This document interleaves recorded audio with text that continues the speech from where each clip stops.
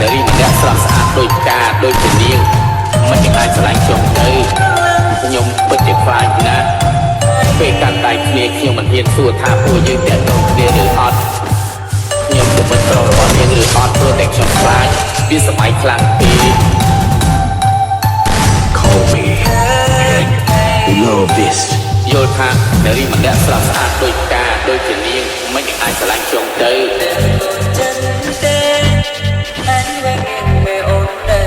មិនអាចឆ្លាញ់ខ្ញុំទៅ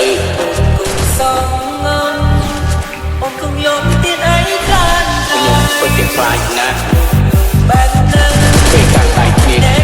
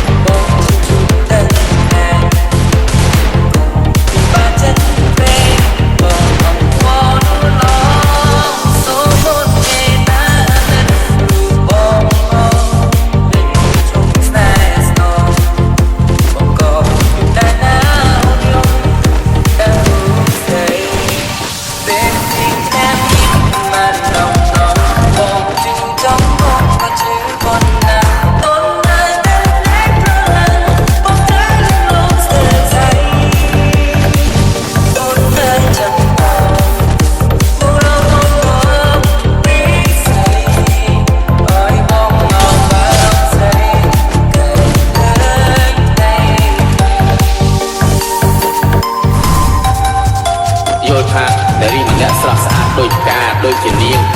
មិនអាចឆ្លាញ់ខ្ញុំទៅខ្ញុំពិតជាខ្លាចណាស់ពេលកាន់ដៃគ្នាខ្ញុំមិនហ៊ានសួរថាពួកយើងតែតគ្នាឬអត់ខ្ញុំក៏មិនប្ររបស់នាងឬអត់ព្រោះតែខ្ញុំខ្លាចវាសម័យខ្លាំងពេក Call me